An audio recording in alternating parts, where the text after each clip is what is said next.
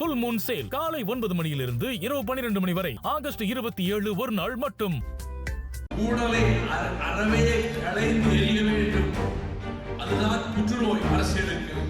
அதை அகற்ற வேண்டும் என்று முடிவெடுத்துக் கொண்டு ஜோசப் விஜய் அதை முயற்சிக்கிறார். இந்த அரசாங்கத்தை ஸ்தம்பிக்க செய்ய வேண்டும் என்று சிலர் நினைக்கிறார்கள். அப்படிப்பட்டவர்களை கண்டறிந்து முக்கிய இலாக்காக்கள் இருந்தவர்களை விடுவீர்கள். 94 நீங்க நடைபெற வந்தீங்க. கன்னியாகுமரியில் இருந்து வர்ற இடம்னால் லட்சக்கணக்கான மக்கள் திரண்டார்கள். அதை யூடியூபும் கிடையாது, சோசியல் மீடியாவும் கிடையாது, டிவியும் கிடையாது. எந்த மக்களுக்கும் அந்த கூட்டத்தை கொண்டு போய் சேர்க்கிறப்பா இயலவில்லை. ஆனால் திரண்டு வந்தார்கள், என்னோடு நிலைத்து நிற்கிறார்கள்.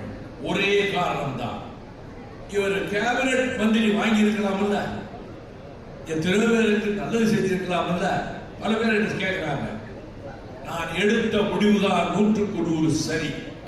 இந்த இயக்கம் பொலிவோடு வளரும். காரணம், ஊழலை அறவே களைந்து எறிய வேண்டும். அதுதான் புற்றுநோய் அரசியலுக்கு. அதை அகற்ற வேண்டும் என்று முடிவெடுத்துக் கொண்டு இன்றைய முதலமைச்சர் என் அருமை சகோதரர் மாண்புமிகு ஜோசப் விஜய் அதில் முயற்சிக்கிறார். லட்சங்கள் கோடிகள் கைமாறிய அதிகாரிகள் இருக்கிறார்கள், நேர்மையான அதிகாரிகள் இருக்கிறார்கள். ககன் சிங் போன்ற நேர்மையான அதிகாரிகள் இருக்கிறார்கள். மாசம் லட்சக்கணக்கில் கோடிக்கணக்கிலே வீட்டிலே கொட்டு பணம் கொட்டியதே அப்படிப்பட்ட அதிகாரிகள் இருக்கிறார்கள்.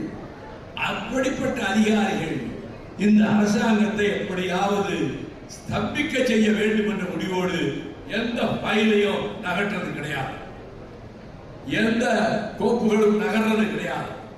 They want to paralyze the government. இந்த அரசாங்கத்தை ஸ்தம்பிக்க செய்ய வேண்டும் என்று சிலர் நினைக்கிறார்கள்.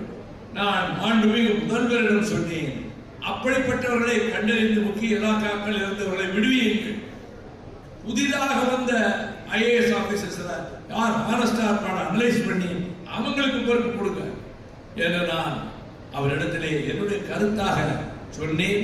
புல் மூன் சேல் காலை 9 மணியிலிருந்து இரவு 12 மணி வரை ஆகஸ்ட் 27 ஒரு நாள் மட்டும்.